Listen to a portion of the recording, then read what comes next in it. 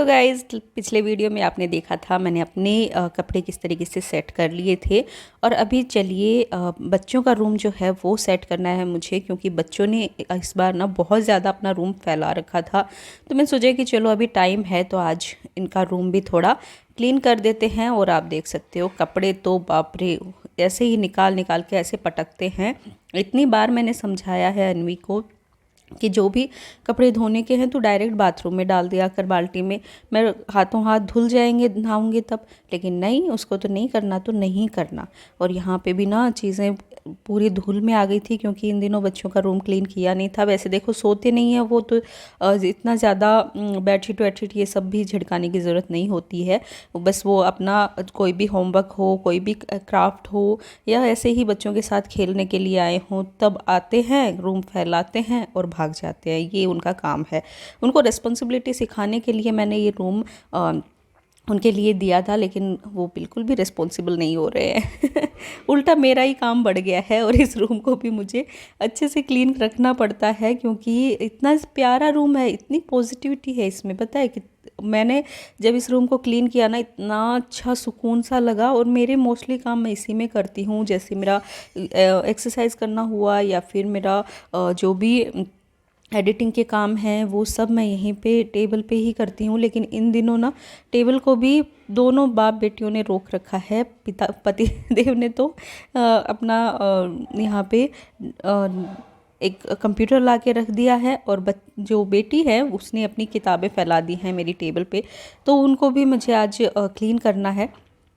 तो यहाँ पे सबसे पहले मैं करने लग गई हूँ अर्नव का बेड क्लीन। तो ये जो कुशन कवर देख रहे हो आप, और जो कुशन्स हैं वो भी पूरे जुगाड़ वाले हैं। कुछ कुछ जो गाड़ी के लिए कुशन लाए थे वो फट गए थे, तो उनको भी कवर चढ़ा चढ़ा के मैंने यहाँ पे यूज़ कर लिया। अब देखो हाउसवाइफ यही तो होती है ना, कि किस तरीके से हम बेकार चीज़ों को भी किस तरीके से अच्छा बना दें और उनको काम में लें।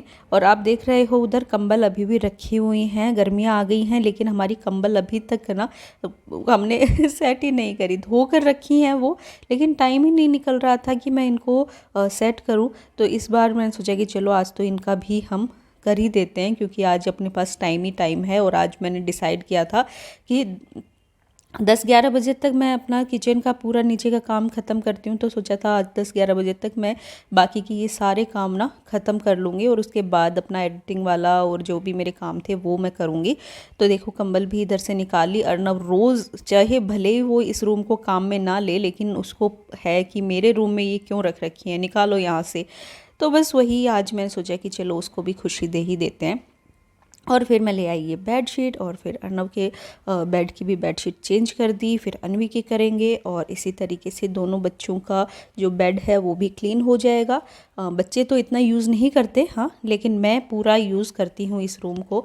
तो इसलिए मैंने सोचा कि अभी वापस, क्योंकि इन दिनों पूरा फैला हुआ था और मैं भी इसको यूज़ नहीं कर पा रही थी, क्योंकि टेबल जो है वो रोक रखी थी। तो इसलिए मैंने सोचा कि चलो अभी पहले इसको आज मैं क्लीन कर देती हूँ, उसके बाद वापस मेरा सेटअप मैं यहीं पे लगाऊंगी, क्योंकि मुझे बहुत ही ज़्यादा पॉजिटिविटी और बहुत ही ज़्यादा सुकून मिलता है इस रूम में काम करने में। पर्दे हमने इसी वजह से नहीं लगवाए, क्योंकि इस रूम में इतनी ज़्यादा लाइट रहती है ना बिना पर्दों के। तो इस बार मतलब इस रूम के पर्दे हमने अवॉइड ही फिर कर दिए। 1 साल पहले मैंने आपको इस रूम का मेकओवर दिखाया था, उसके बाद मैंने आपको बोला भी था कि अभी बच्चों के पर्दे भी लाएंगे और उनके अकॉर्डिंग इसको सेट करेंगे, उनके अकॉर्डिंग ही पर्दे लेकर आएंगे। लेकिन फिर जब इस रूम की जो पॉजिटिविटी हमने बिना पर्दों के देखी ना, हमने पर्दे लाना सोचा ही नहीं। मतलब हमने सोचा कि अभी बस थोड़े दिन नहीं लाएंगे, क्योंकि इतना ज़्यादा रोशनी इसमें रहती है, इतनी ज़्यादा लाइट रहती है ना, कि वो एकदम ऐसे बहुत ज़्यादा पॉजिटिविटी देती है। तो इसलिए अभी फ़िलहाल के लिए तो पर्दे हम नहीं ला रहे। हो सकता है फ्यूचर में पर्दे लगवा दें, लेकिन अभी तो फ़िलहाल तो माइंड बिल्कुल भी नहीं है कि पर्दे लेकर आएँ। और अन्वी की तरफ इस तरफ एक खिड़की है, उसके नीचे इस तरह से ना अलमारी बनी हुई है। एक सेट इसका नीचे की तरफ बेड के नीचे भी है अलमारी, तो उसमें अपने वो जो जितने भी मतलब ऐसे पुराने शूज़ हुए, जो भी कम पहनती है या पहनती है वो सब वो रख देती है, ताकि बस बेड के नीचे से फिर निकाल ले। और ये लीजिए अन्वी के बेड पे भी बेडशीट लग गई है। और चलिए कुशन्स को भी कवर चढ़ा देते हैं। पुराने कुशन्स हैं लेकिन काम बहुत आ रहे हैं बच्चों के रूम में। जब भी हम लोग यहाँ पे मस्ती करते हैं, लेटे रहते हैं, तो यही कुशन्स काम आते हैं बहुत। और ये लीजिए दूसरा, एक्चुअली ये एक सेट है पूरा कुशन कवर का, जो कि मैं 2-2 करके चढ़ा देती हूँ बच्चों के कुशन्स पे, क्योंकि ये सेट जो है वो थोड़ा सा ना ये भी पुराना हो गया है। तो नीचे ड्राइंग रूम में तो इतना अच्छा लगता नहीं है, बट बच्चों के रूम में इतना कोई आता नहीं है, हम लोग ही यूज़ करते हैं, तो थोड़े पुराने वाले भी मैं चढ़ा देती हूँ, कोई दिक्कत नहीं है, क्योंकि हमको ही यूज़ करने हैं। और ये लीजिए बच्चों का रूम जो है वो भी सेट यहाँ पे, मतलब बेड सेट हो गए हैं। और ये अर्नव का बेड लग रहे हैं ना एकदम नीट एंड क्लीन। तो झाड़ू पोछा तो दीदी आएंगी करने के लिए, मैं सिर्फ यहाँ पे डस्टिंग कर रही हूँ। डस्टिंग हो जाती है ना तो बहुत ही ज़्यादा सुकून मिलता है, फिर दीदी आके झाड़ू पोछा कर देती है ना, उसके बाद ओहो रिलैक्स फील होता है। और अभी आप टेबल की हालत देखो, यहाँ से बुक्स तो मैंने हटा दी लेकिन धूल उतनी ही है। और ये जो डेस्कटॉप आप देख रहे हो ना, ये पतिदेव का है, तो ये मैं नहीं हटा सकती इतना मैं रिस्क नहीं ले सकती, लेकिन जितना भी है इसको मैं क्लीन कर देती हूँ। यहाँ पे बहुत ज़्यादा धूल आ गई, वो भी डेस्कटॉप उनके 2 हैं ऊपर, अब उनके ऑफिस में भी रखा है, एक यहाँ पे भी ला के रख दिया। तो अभी सिर्फ 1-2 दिन ही उन्होंने इस पे काम किया था, उसके बाद इस टेबल को यूज़ नहीं किया, लेकिन रोक कर बैठ गए। तो अभी मैं उनको भी गुस्सा कर रही थी कि आपने मेरी टेबल भी रोक ली, काम करते नहीं हो, इतनी धूल में कर रखी है टेबल को, मैं भी क्लीन नहीं करूँगी जाओ। लेकिन फिर क्या करूँ, मुझे तो क्लीन करनी ही पड़ेगी ना, अब खुद का काम तो करना ही है। तो यहाँ से पूरा मैं सोचा कि पहले क्लीन करके उसके बाद ही बैठूँगी, ऐसे तो धूल धूल रहती है तो बिल्कुल भी नहीं बैठा जाता, वो एक फीलिंग ही नहीं आती है कि यहाँ पे बैठिए काम करें। तो सबसे पहले ज़रूरी होता है कि उसको क्लीन करें। और यहाँ पे आप देख सकते हो बच्चों की सारी चीज़ों पे एक्चुअली धूल आ गई थी, इतनी ज़्यादा अभी एक्चुअली आंधियाँ आ रही हैं ना, तो डेली ही चाहे आप क्लीनिंग कर लो, डेली ही इतनी ज़्यादा मिट्टी उड़ती है। और यहाँ से सारा सामान हटा हटा के मैं ये टेबल पे रखते जा रही थी, क्योंकि ये वीडियो में नहीं दिख रहा था ना अभी दिख रहा है। तो अर्नव की टेबल भी क्लीन कर देते हैं, क्योंकि सारे कपड़े जो हैं वो मोस्टली धोने के हैं। और ये वाला तो आपको पता ही है, मेरे जितने भी सिलाई वाले कपड़े हैं वो इसमें रहते हैं। तो एक बैग बना रखा है मैंने, और फिर जिस दिन मशीन लेके बैठती हूँ इस बैग को खोल के बैठ जाती हूँ कि थोड़े बहुत तो करके ही रहूँगी। और ये सारे धोने के कपड़े चलिए धोने में डाल देते हैं।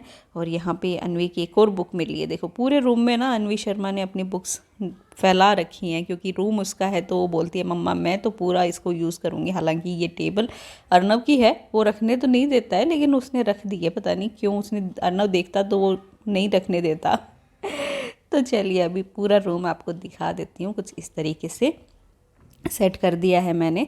और मुझे बहुत ही ये प्यारा और सुकून भरा लग रहा था कि बस अब तो मैं इसी में रहने वाली हूँ फिर इत्मीनान से मैं थोड़ी देर बैठी भी अर्नव के बेड पे, और बहुत ज़्यादा सुकून महसूस हुआ।